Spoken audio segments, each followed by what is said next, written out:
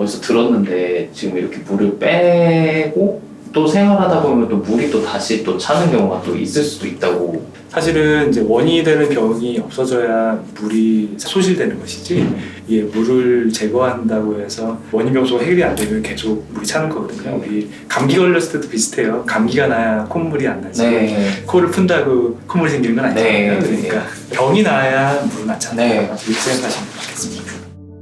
사실은 물을 뽑기 때문에 물이 차는 것이 아닙니다. 우리가 정형외과를 내원하시는 많은 분들이 사실은 퇴행성 관절염 환자겠죠. 이런 퇴행성 질환들은 완치보다는 관리의 개념이 많은 그런 질환이기 때문에 지속적으로 관절 내에 어떤 삼출, 그러니까 물이 차는 증상이 생기는 경우가 많습니다. 이런 지속적으로 물이 차는 경우에 물이 차면 아프고 붓고 구부렸다 폈다 힘들고 하기 때문에 천자를 시행해줘서 증상 호전을 하고 또 소염제를 들여서 발생을 좀 억제하는 것을 통해서 증상 호전을 이제 유발할 수가 있는데요. 따라서 원인이 되는 병이 증상이 호전되어야 물도 차지 않는다라고 이해하시는 것이 맞겠습니다.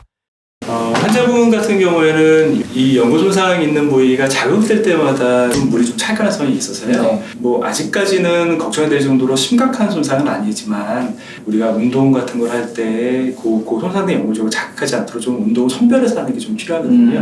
네. 무릎에 물이 찼더라도 물이 아주 소량이거나 혹은 통증이 없다면 사실은 꼭 뽑아야 되는 건 아니겠죠. 사실 얼음찜질을 한다는 것 정도만으로도 우리가 붓기라든지 삼출은 좀 가라앉을 수 있기 때문에 증상이 있는 경우에는 천자를 해드리는 게 좋고 증상이 없는 경우에는 물이 조금 있더라도 보존적 치료를 하면서 좀 경과를 보시는 것도 좋고 하겠습니다.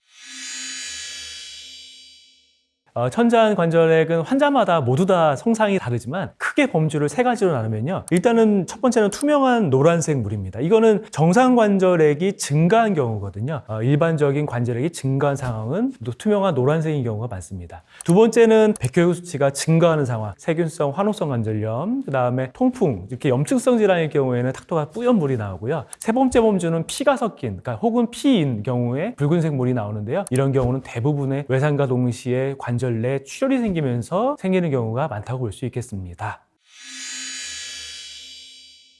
노랗고 투명한 이제 물은요, 대부분의 경우에 퇴행성 관절염과 퇴행성 연골판 파열, 또 연골 손상, 관절에 떠돌아다니는 조각 등에 의해서 대부분이 발생하게 됩니다. 비교적은 이런 퇴행성 질환들은 나이가 50, 60대 이상의 중장년층 이상의 경우에 호발하고요. 엑스레이를 찍어보면 엑스레이상 관절염적 변화가 어느 정도 동반이 되어 있는 경우가 많습니다.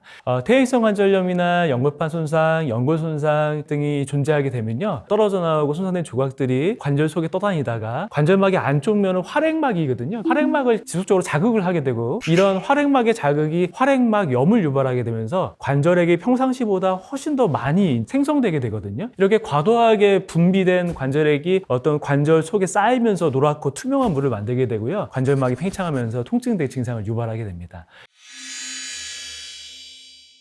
일단은 외상이 없는데 피가 차는 것을 확인하기보다는 어느 경우에 피가 차는가를 생각해 보는 게 사실은 흐름이 맞겠죠. 그래서 관절 속에 피가 차는 것은 아주 높은 확률로는 외상입니다. 그래서 외상이 있고 나서 몇 시간 혹은 뭐 길어봐야 하루 이내에 엄청 붓고 심한 통증 또 아프니까 보행장애가 생기겠죠. 이런 것 때문에 병원에 빨리 오기 때문에 진단이 또 빠르게 이루어지고 치료도 빠르게 이루어진다고 볼 수 있겠습니다. 이러한 출혈은 대부분은 구조물 손상이 생기면서 관절 내로 출혈이 되는 거거든요. 이제 제일 대표적인 예로는 전후방 십자인대 손상이 되겠는데요. 관절 속에 존재하는 인대로서 혈관 분포가 대단히 좋습니다. 그래서 전후방 십자인대가 파열될 때 인대 속에 존재하는 혈관들도 같이 찢어지기 때문에 관절 속으로 출혈이 돼서 피가 차게 되고요. 이렇게 외상으로 인해서 발생한 혈관질증의 경우에는 CT나 혹은 MRI나 엑스레이 등의 정밀 검사를 시행하게 돼서 각 질환별로 적절한 치료를 바로 시행하는 것이 맞겠습니다. 근데 이제 외상이 없는 경우에도 출혈이 발생하는 경우가 있거든요. 아주 심한 관절염이 있어서 뼈가 조금 망가질 정도의 관절염이 있다거나 혹은 혈우병 같은 희귀한 유전 질환이 있어서 지혈이 잘 안 된다거나 혹은 동정맥 기형 같은 희귀한 질환에서는 외상 없이 관절에 혈액이 찰 수, 그러니까 피가 찰 수 있기 때문에 외상이 없는데 피가 찬다 이런 경우에는 반드시 원인 질환이 무엇인가를 밝히는 신체 검진이나 진료나 이런 것들이 반드시 필요하니까 그냥 넘기실 증상은 아니시다라고 꼭 당부의 말씀을 드리겠습니다. 이런 뿌연물은 관절액 속의 백혈구 수치가 정상보다 훨씬 높아질 경우를 의미하게 되는데요. 한 10,000개나 20,000개 정도의 적당히 백혈구 수치가 증가되어 있는 경우에는 염증성 질환으로 생각해 볼 수가 있고, 대표적인 거는 류마티스나 통풍 혹은 가성통풍 같은 그런 질환들이 대표적이겠습니다.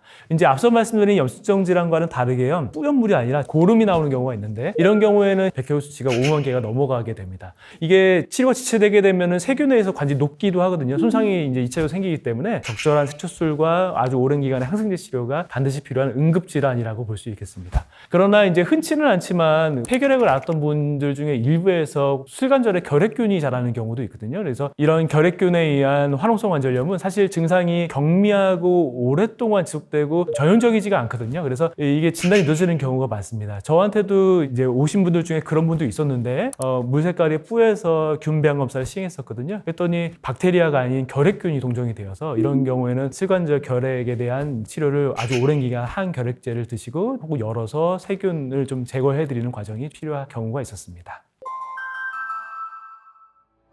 이상으로 바른세상병원의 허재원이었습니다. 감사합니다.